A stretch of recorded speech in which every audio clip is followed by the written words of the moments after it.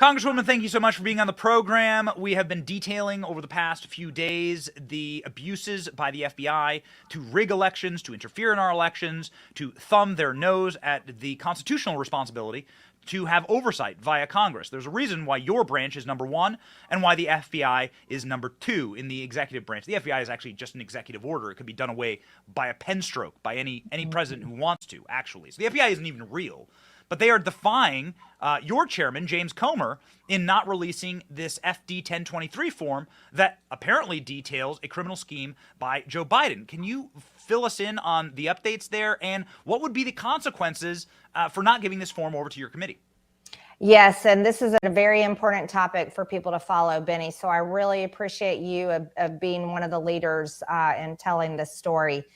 What has happened is we have subpoenaed FD 1023 from Christopher Wray at the FBI. And this form, we know about it because of a very brave whistleblower that came forward through Senator Grassley. And we're very thankful for this person's courage because they do fear for their own life. And it's understandable that that's the case. But so far, Christopher Wray has refused to hand over this form. And what we know the form details and outlines is that a foreign national paid Joe Biden directly when he was vice president of the United States in return for foreign policy decisions. That is completely illegal. And Joe Biden would have to be impeached for that.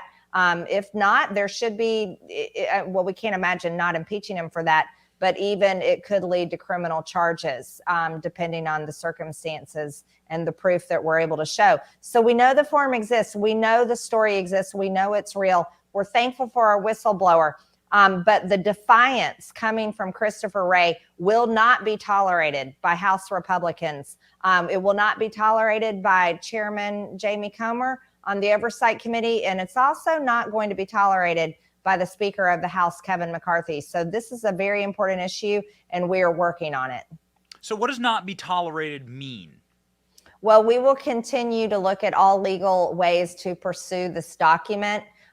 We also have other avenues. Appropriations season is happening, and we know that the FBI needs their funding. And other ways, or I've introduced articles of impeachment against Christopher Wray for his abuse of power and politicizing the Federal Bureau of Investigations to target his political enemies.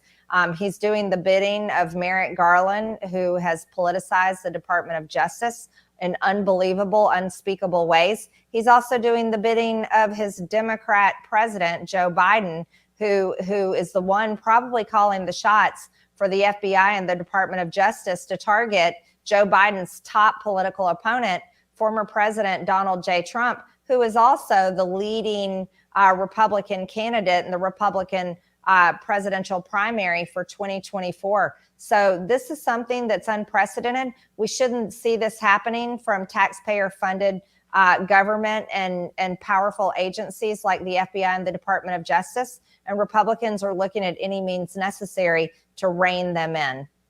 So any means necessary would look like cutting their funding. What other holding in contempt is what James Comer said last night on television. This is again them protecting Joe Biden.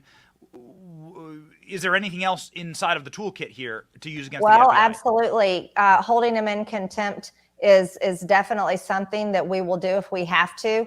But we have to look at the parameters that we exist in. The House of Representatives, what our tools are in our toolbox. We can hold them in contempt. We can look at their funding and cut funding. We can impeach. These are the parameters that we have to work in. So we have to make sure that we're following our Constitution, following our laws, and we have to make sure that House Republicans can also hold accountability at the same time. On a more esoteric level, as it pertains to the actual philosophy of governance, you have Josh Hawley in the other chamber saying the FBI really needs to be done away with. It's just so rotted. Then you have RFK Jr. saying the same thing, actually defending Donald Trump, saying that they staged a coup against Donald Trump. You have, and of course, RFK, the Kennedy family would know about staging coups via our deep state. You have Chuck Todd of all people, not a fan of yours, but Chuck Todd saying there needs to be a new church committee, saying that you haven't seen a decline like since J. Edgar Hoover. There hasn't been like a politically weaponized. I mean, it seems like the energy and the momentum is on your side here. Would you be in favor of the next Republican president potentially doing away with the executive order that is the FBI? Like, what higher level reforms need to happen to ensure this, what we just lived through, never happens again? Mm-hmm. Benny, I think I'm on record as being the first Republican to publicly say to defund the FBI. I'm pretty sure I am the first one. I fully support defunding them, ripping apart the agency, but I also want to rebuild it. We need federal law enforcement, but we need federal law enforcement that actually does their job and goes after real criminals. And there are real criminals that we should be concerned on the federal level. So there is a very important role for a federal law enforcement agency, but the Federal Bureau of Investigations has become completely rotten from the inside out. And this is something that we have to make sure that we can go after. And I'll tell you the truth, Benny, we can't do these things without full control starting in 2025 after the 2024 elections. And that happens at the White House, that happens in the Senate, and that happens in the House. And it's also why I'm fully supporting President Trump. I've said it from day one. We have to bring President Trump back to Washington. We need him back in the White House because he's also one of the only ones. I think he is the only one that has the courage, the will, and has already said he's going to do it. You're very close with Donald Trump. You speak with him regularly. He's obviously a big fan of yours. The best photo op ever was you laughing alongside Tucker and Trump at the golf course. It's great. So he clearly confides in you. The people that I know inside of the Trump orbit said that Donald Trump didn't pursue prosecution against Hillary Clinton, even though he had every right to, because there were open investigations in the FBI. We now know that all of that evidence has been destroyed at the order of Joe Biden. That broke this morning. Because Donald Trump didn't want to tear the country apart. They said that Donald Trump magnanimously didn't want to engage in a political prosecution or persecution of somebody seen as his political enemy. Do you think that that would be the same tact he would take were he reelected in 2024? Well, I think that what we saw the first time under President Trump, and let's be straight about it, Benny, what an incredible 4-year record President Trump had when he was president. What an incredible record for the American people and America on the world stage. I mean, there's so many things we can brag about that he did during that first 4 years. But you're also bringing up a very good point. And President Trump has learned every lesson there could be to learn. Is when he came in the first time, he didn't have support of the people he thought and should have had the support of. As a matter of fact, many of them stabbed him in the back.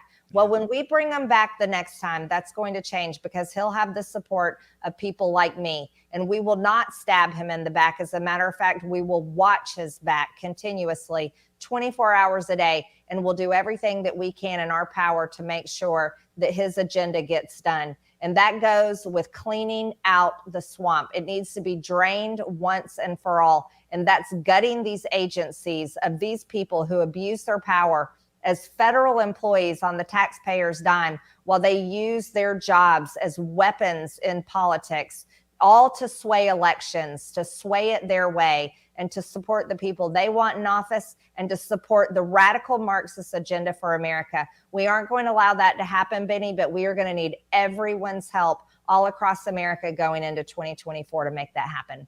You are up against true evil. I have a final question for you here as it pertains to, I think, the most important piece of news coming out of your office in the last week or two. Marjorie Taylor Greene plans to lead a probe into Hunter Biden's paying for sex workers amid fears that they were human trafficking victims as House Oversight Committee looks into concealed cash from foreign nationals. So you are going to go full in, Leroy Jenkins, on Hunter Biden's predilection and potentially with Joe Biden's financial assistance in engaging in human sex trafficking. Can you fill us in on where this stands right now?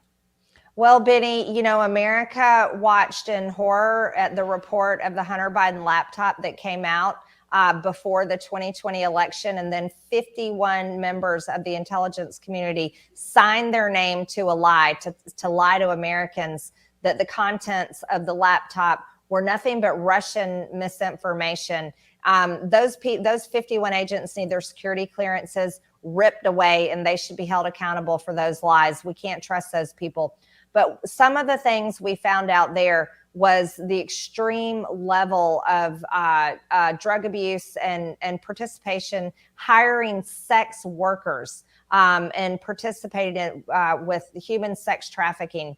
But what we saw when oversight members went to the Treasury and read these financial reports that are SARS that we read in the Treasury, but we saw the proof coming from the banks stating alleged human sex trafficking.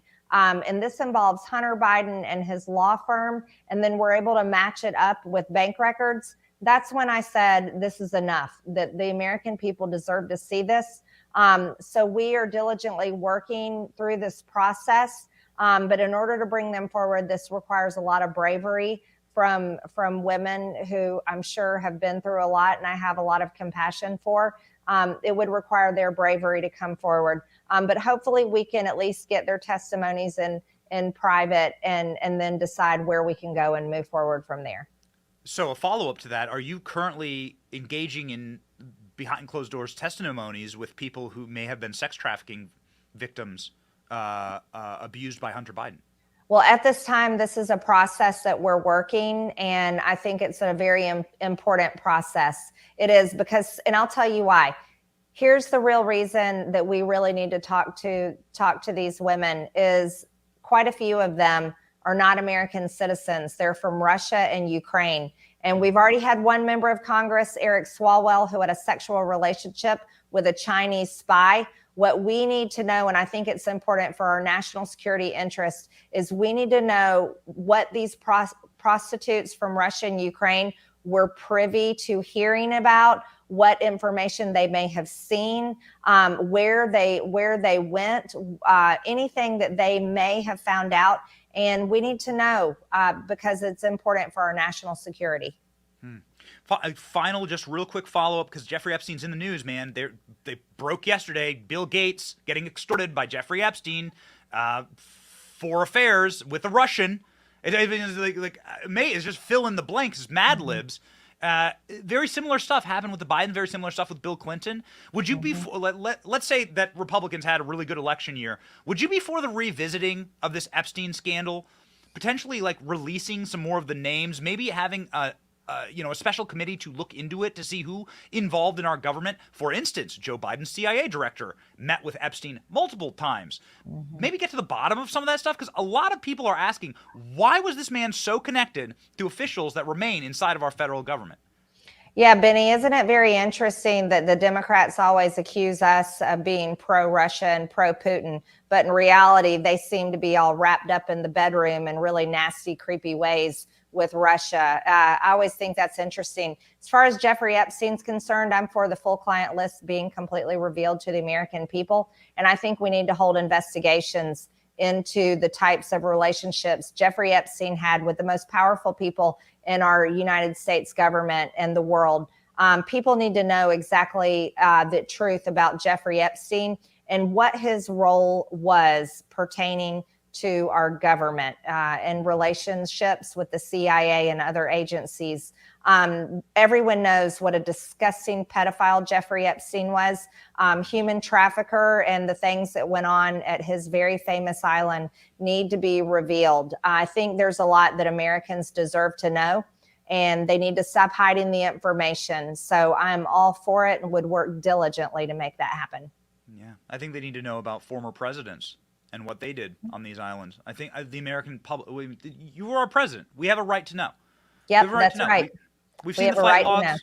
Yeah, we've seen the flight logs. We've seen your wife. Like, you should be disgraced. If you've done things to be disgraced for, you should be disgraced publicly. Yeah, Bill Clinton's on the flight log, 26 times? Hillary Clinton's on the flight log. I don't know how many times, but multiple times. Why were they going to Jeffrey Epstein's island? Why were they hanging out with a known convicted pedophile? And Bill Gates, what was he doing with this Russian woman and funding her so-called project that she had? No, there's a lot of information that people deserve to know. And I fully support Americans getting to know that. Yeah, that's right. Along with the painting of Bill Clinton in Monica Lewinsky's dress that hung inside of Jeffrey Epstein's boudoir. But that's a subject for another time. Marjorie Taylor Yeah. Greene. These are tough. These are tough topics. Sex trafficking is such an evil topic, and God bless you for taking it on. Yeah, Benny, anytime you want to talk about art, we can talk about the Podestas paintings and their art collection. We can talk about Jeffrey Epstein's art. I'm all in for it. Thanks so much for having me on today. Thank you, Congresswoman. Thank you.